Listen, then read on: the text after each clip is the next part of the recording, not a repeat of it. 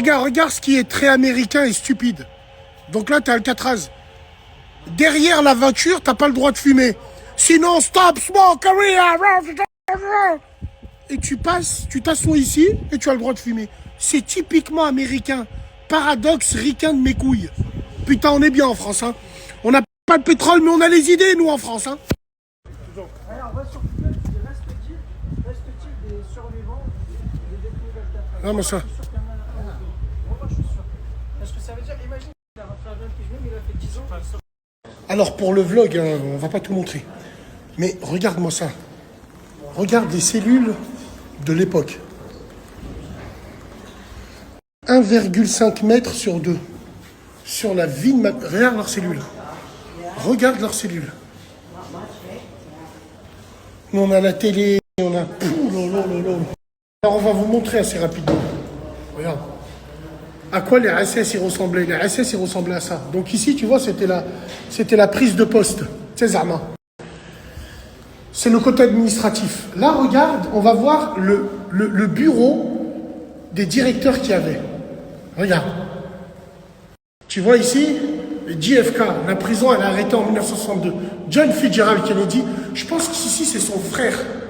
Ils étaient très Kennedy, là. Hein. C'était Robert Kennedy. Et ça, c'est les différents directeurs qu'il y a eu. Comme dans les films, Shawshank, Les Évadés, des vraies têtes de fils d'up. Voilà. Et lui, apparemment, la légende dit qu'il s'est suicidé parce que justement, la prison, elle a fermé à cause d'une évasion. Donc regarde, ici comment c'est. Regarde comment c'était. Tous au garde à vous, le directeur il venait, ouais, c'était des bousebs. C'est un truc de fou. Voilà la SS, hop. Il venait ici, il prenait son arme. Voilà. Voilà. Là, il te montre à peu près les SS qui méritent, apparemment. Tu vois? Voilà à quoi il ressemblait. Ici, c'est ce qu'on appelle le Mirador. Tu vois le Mirador, Zahma? Le Mirador de l'époque. Et regarde, les SS, ils étaient équipés de quoi comme arme? Ce qu'on appelle les anti-guns. Anti-bandy-gun. Chape le parlu. Regarde le parloir. Le parloir, c'était comme ça.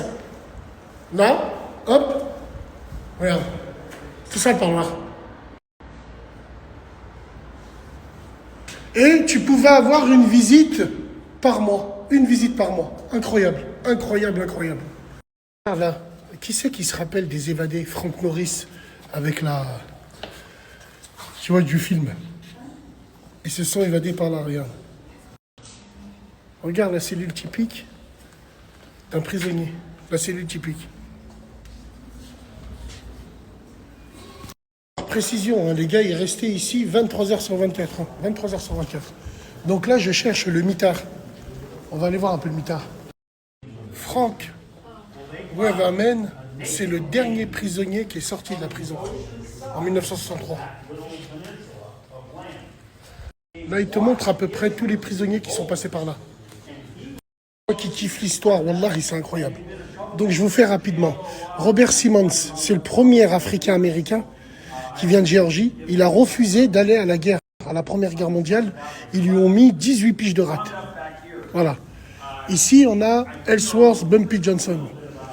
Donc, il t'explique un petit peu, à peu près, il avait 10 ans, il a été accusé d'avoir tué un homme à 10 ans. C'était à l'époque où il y avait la ségrégation raciale, évidemment, c'était faux.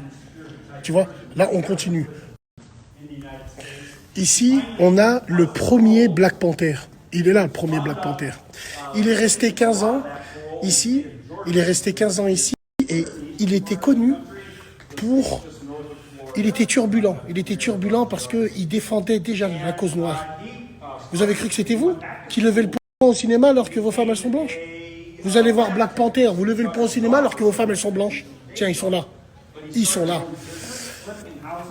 Lui, c'est le film.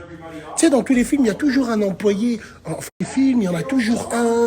C'est l'équivalent d'Andy Dufresne. Voilà. Là, c'est marqué. Hop. Il est resté 10 ans ici. Il s'est réinséré. C'est un modèle de réinsertion, ce mec.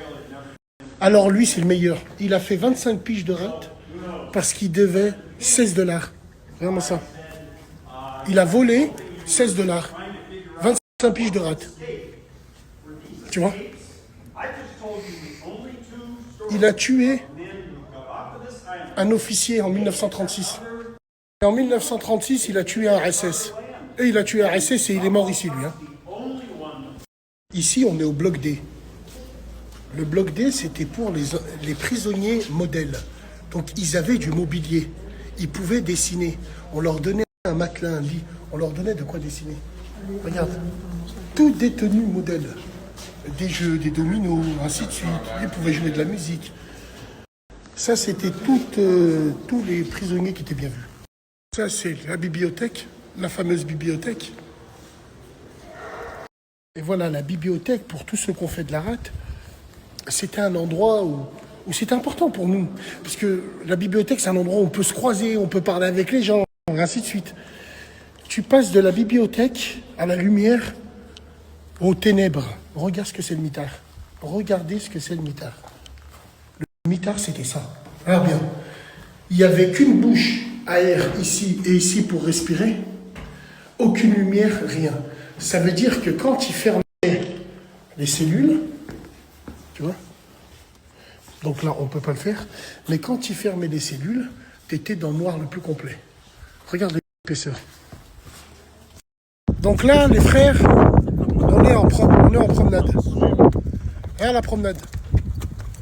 Regarde la promenade, comment elle est. Elle est grande. Pour nous, la France, on va dire, elle est grande.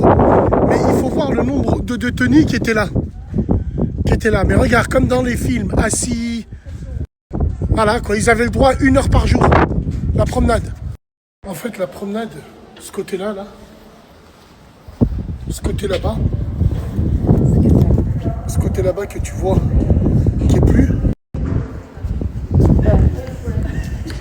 En fait, c'était pour jouer au baseball. Regarde. Truc de l'époque.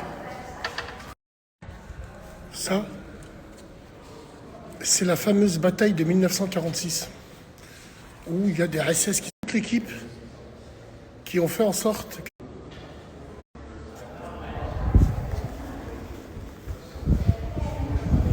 Là, tu le vois mieux. Il a été enfermé, cellule, ils l'ont... Ceux qui ont vu les évadés avec Clint Eastwood. Voilà, on y est. Pour ceux qui ne l'ont pas vu, après la visite, si vous avez envie de le regarder, vous allez regarder, les évadés. Le cerveau, c'était lui. 138, Frank Morris. Il était là. Rappelez-vous, pour ceux qui ont vu le film, avec les fausses têtes, ils ont fait des fausses têtes en papier, bien sûr. Et là, ils se sont échappés par la bouche d'aération. On a encore les cuillères qui sont en bas. Regarde, ils ont creusé le mur et il y a encore les détritus des cuillères. Et bien sûr, il n'était pas tout seul. Donc, la cellule 138, c'était Frank Morris. Et ça, c'était les deux frères. C'était les deux frères qui étaient là. Les frères qui s'appellent je crois que c'est les frères Angel ou les frères un truc comme ça. Donc voilà. Tu peux voir. Voilà, hop. Incroyable, mais vrai. Incroyable. Ils étaient là, quoi. Les mecs, tu te dis que les mecs, ils étaient là, quoi. Regarde la cellule. Donc là, sur Broadway, ce qu'ils appellent Broadway, tu vois. Les détenus noirs étaient séparés des autres. Parce qu'il y avait tellement la guerre entre les hispaniques, les blancs, entre... Donc déjà à l'époque, on les mettait là, en pleine ségrégation raciale, bien sûr. Et dans les années 60, comment un noir demandait du travail? Il leur disait, est-ce que vous prenez les noirs? C'était la première question. Sombre époque, terrible époque. Et tu vois ce qui est extraordinaire? Tu sais comment ils ont baptisé cet endroit-là, là? Tout cet endroit-là? Ils l'ont appelé Times Square. En référence à New York Times Square, tellement il y avait un lieu de vie ici, ils se croisaient.